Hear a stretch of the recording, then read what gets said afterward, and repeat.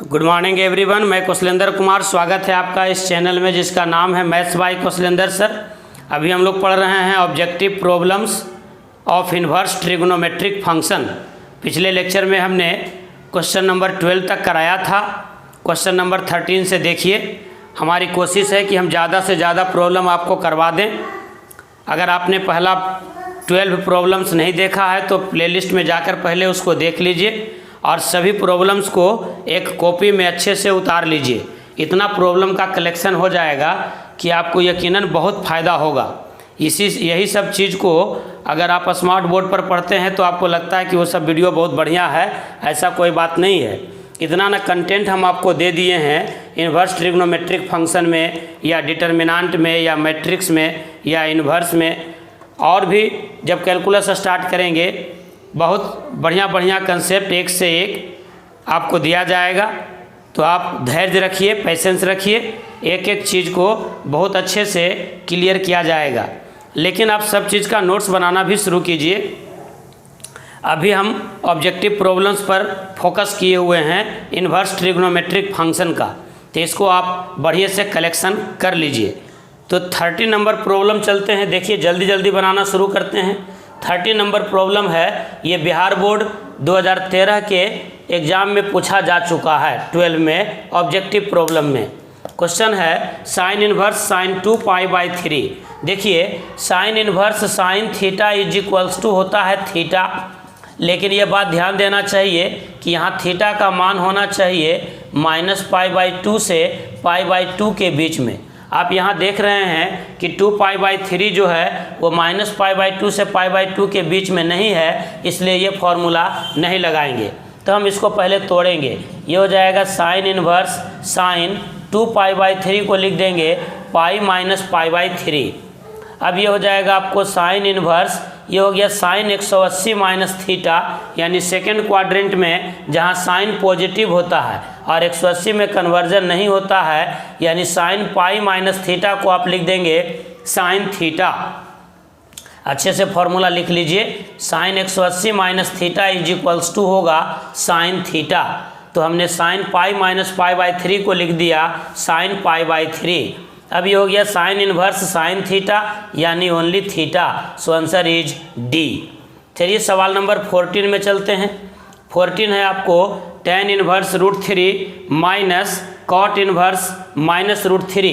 तो देखिए अब इसको आप लिख सकते हैं tan इन्वर्स √3 और यहाँ फॉर्मूला लगाइए कि कॉट इन्वर्स माइनस एक्स बराबर होता है pi minus cot inverse x. ज़रा ध्यान दीजिएगा, जिनका रेंज 0 से पाई होता है उनके निगेटिव फंक्शन में पाई ऐड कर देते हैं। कॉट इन्वर्स माइनस एक्स बराबर होगा pi minus cot inverse x. लेकिन अगर रहता साइन इन्वर्स माइनस एक्स तो लिखते सिर्फ माइनस साइन इन्वर्स एक्स। अगर रहता कॉस इन्वर्स माइनस एक्स तो आप लिखते पाई minus cos inverse x. Formula को एक जगह कलेक्ट करते चलिएगा। तो यहाँ है आपको कॉट इन्वर्स माइनस एक्स, तो कॉट इन्वर्स माइनस एक्स के जगह पर आप क्या लिख सकते हैं?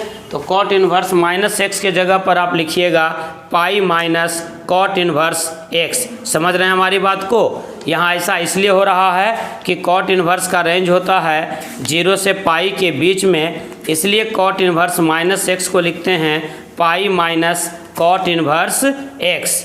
कॉट इन्वर्स माइनस एक्स को हमने क्या लिखा?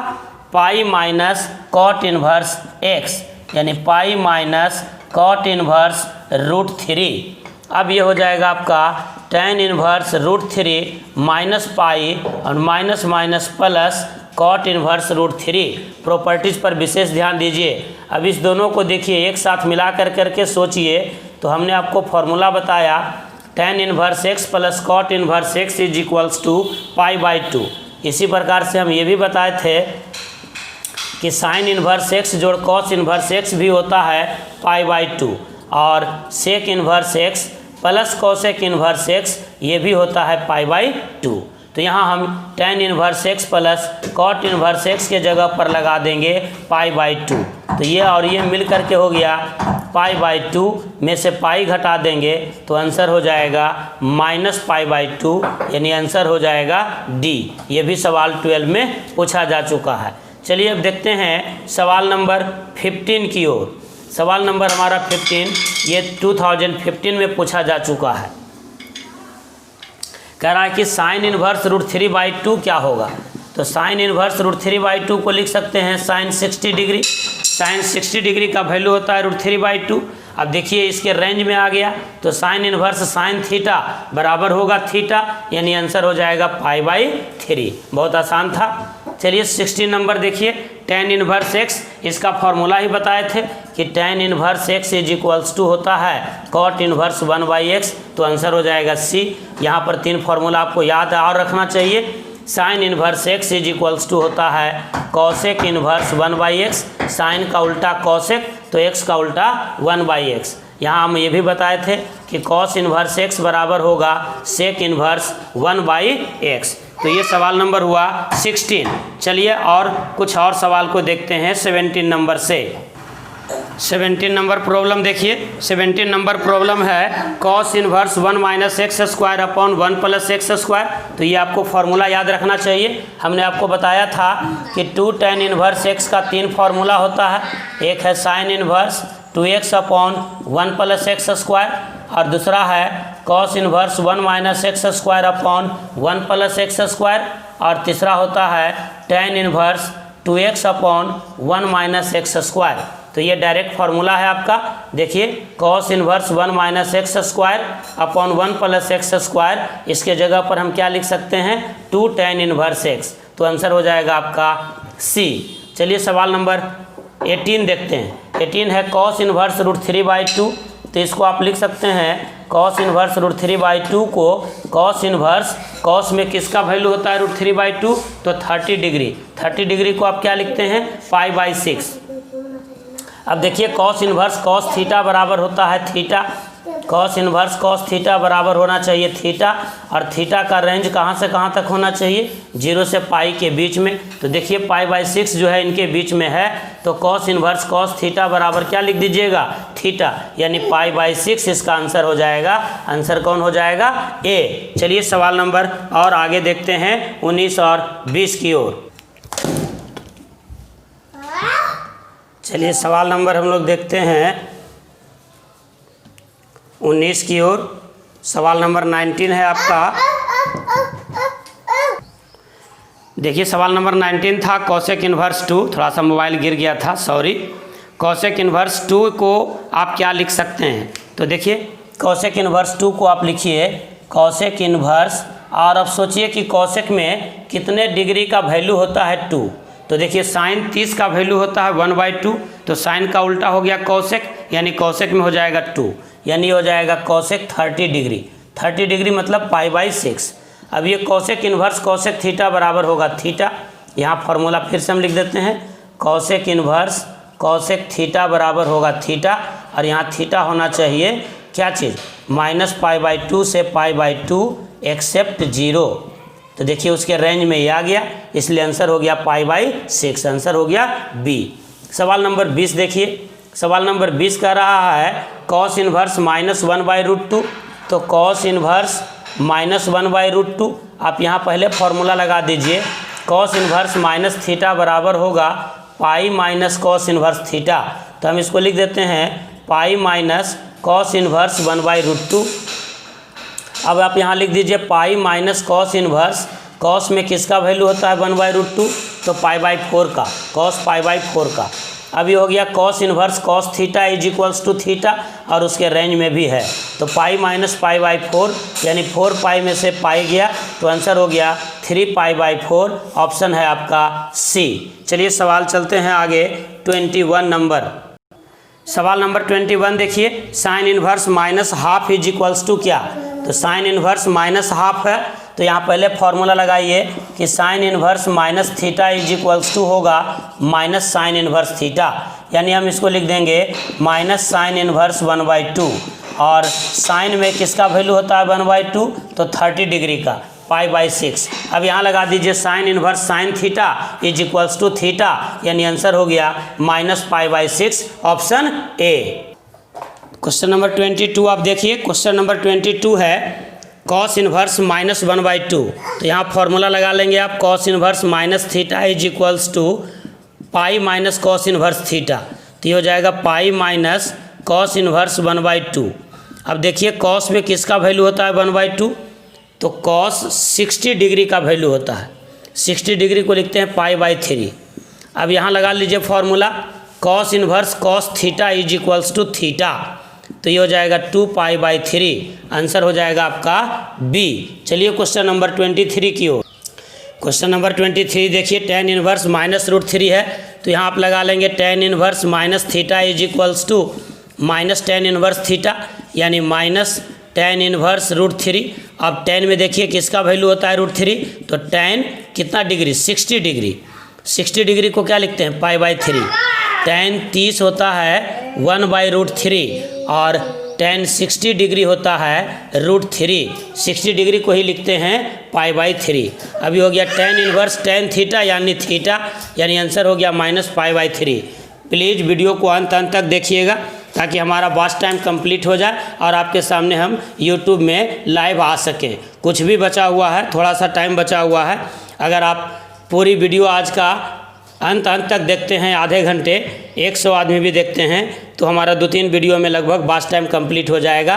प्लीज़ आपसे काइंडली रिक्वेस्ट है कि अगर आप यूट्यूब लाइव में हमको देखना चाहते हैं, लाइव में पढ़ना चाहते हैं, कैलकुलस शुरुआत करेंगे, बहुत ही अच्छा इंटरेस्टिंग टॉपिक होगा, तो आपसे काइंडली रिक्वेस्ट है कि आप पूरे वीडियो को अंत तक देखिए। चलिए क्वेश्चन नंबर 24 की ओर चलते हैं।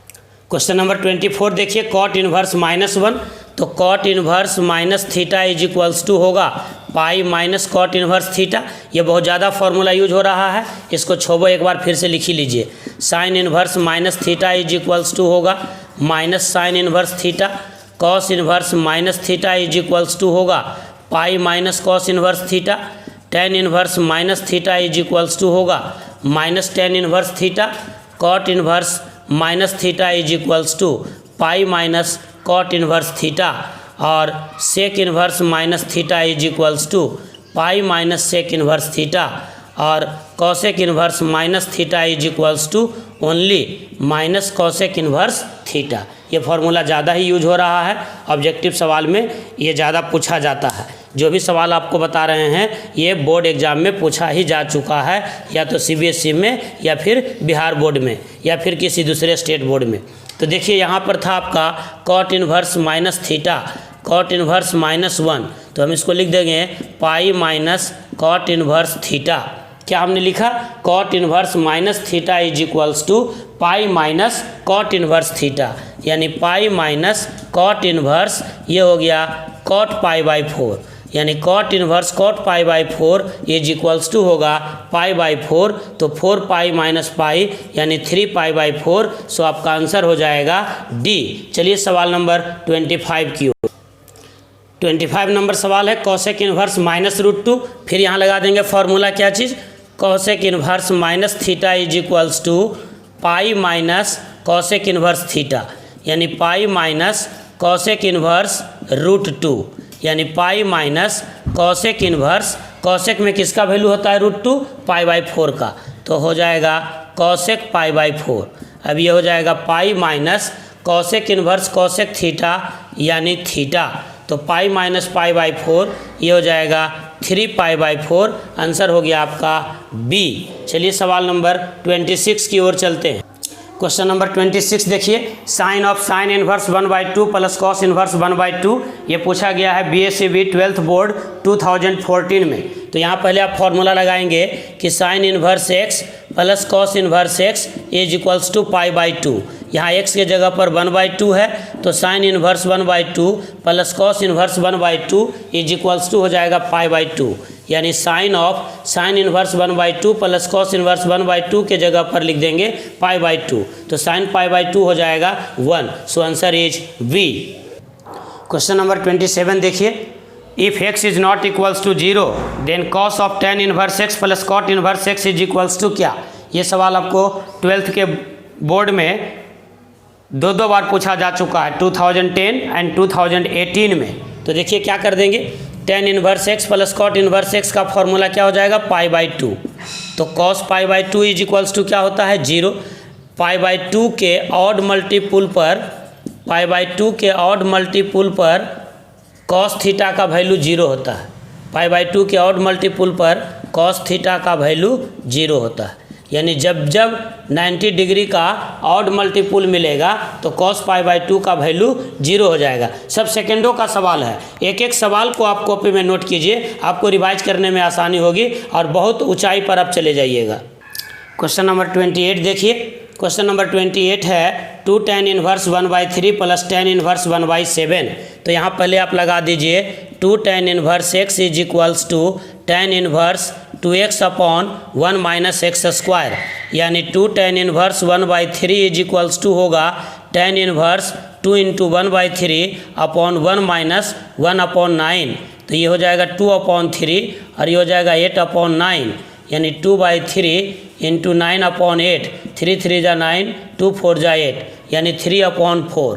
तो यानी 2 tan इनवर्स 1/3 के जगह पर आप लिख सकते हैं tan इनवर्स 3/4, tan इनवर्स 3/4। तो हमारे पास क्वेश्चन था 2 tan inverse 1/3 plus tan inverse 1/7। देखिए, तो 2 tan इनवर्स 1/3 के जगह पर हम लोगों ने क्या लिख दिया, हम लोगों ने लिख दिया tan inverse 3/4 plus tan inverse 1/7। अब यहाँ कौन सा फॉर्मूला लगाइएगा, tan inverse x plus tan inverse y। तो ये हो जाएगा tan inverse x plus y divided by 1 minus x into y. अब ये हो जाएगा आपका tan इनवर्स, न्यूमरेटर और डिनोमिनेटर का एलसीएम सेम है, कैंसिल हो जाएगा। तो ये हो जाएगा 7 3 जा 21 एंड 4 1 जा 4, और नीचे हो जाएगा 7 4 जा 28 माइनस 3 25, यानी ये हो जाएगा tan इनवर्स 25/25, ये कैंसिल हो जाएगा यानी 1, तो बच गया tan इनवर्स 1, यानी इसको लिख देंगे tan इनवर्स tan π/4 और फॉर्मूला लगाएंगे कि tan inverse tan theta is equals to होता है थीटा, सो आंसर इज π/4। चलिए नेक्स्ट प्रॉब्लम की ओर चलते हैं। नेक्स्ट प्रॉब्लम है आपका क्वेश्चन नंबर 29। ये है cot इनवर्स tan π/7। ये एक अलग प्रकार का सवाल मिला, इसको सीखिएगा। ये हो गया cot इनवर्स tan π/7। तो पहले आपको यहाँ ये देखना चाहिए कि cot इनवर्स के साथ यहाँ cot होना चाहिए, तो हम tan थीटा को लिखते हैं cot 90 minus theta is equals to tan theta. समझ रहे हैं बात को? तो यहाँ पर हम लिख देंगे cot इनवर्स, ये tan थीटा है, इसको लिख दीजिए cot 90 माइनस थीटा, यानी π/2 माइनस π/7। cot इनवर्स ये cot π/2 है, ये π/7 है। देखिए cot inverse cot 90 minus theta हो गया tan थीटा। अब यहाँ लगा दीजिए फॉर्मूला कि cot इनवर्स cot थीटा बराबर होगा ओनली थीटा, यानी π/2 माइनस π/7। अब 2 7 का एलसीएम हो जाएगा 14, तो ये हो जाएगा 7π माइनस 2π, यानी आंसर हो जाएगा 5π/14, जो आंसर है आपका बी। क्वेश्चन नंबर 30 देखिए। tan inverse 4√x upon 2 minus 2x is equals to 4 option है। ये सवाल आपको BSEB 12th में 2015 और 2018 दो बार आपको पूछा गया है। तो पहले इसको देखिए क्या लिख सकते हैं आप, tan इनवर्स 4√x और नीचे में आप कॉमन ले लीजिए 2, तो मिल जाएगा 1 माइनस x, ये 2 2 जा 4 कट गया, तो आपको मिल गया tan इनवर्स 2√x को लिख सकते हैं आप √x प्लस √x, और 1 माइनस x को लिख सकते हैं आप √x इंटू √x। समझ में आई बात? देखिए ऊपर था 2√x, तो 2√x को क्या लिख दिया √x प्लस √x, और नीचे था 1 माइनस x मतलब रूट इंटू रूट मतलब विदाउट रूट।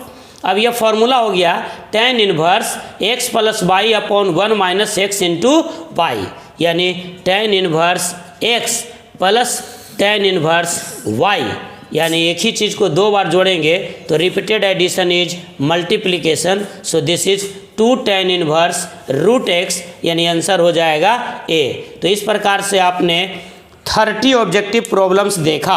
अभी और 30 ऑब्जेक्टिव प्रॉब्लम्स हम आपको बताएंगे, धैर्य रखे रहिए, पूरा प्रॉब्लम का कलेक्शन कॉपी में बनाइए और प्लीज़ वीडियो को अंत तक देखिए, ठीक है? Thank you, all the best, have a nice day.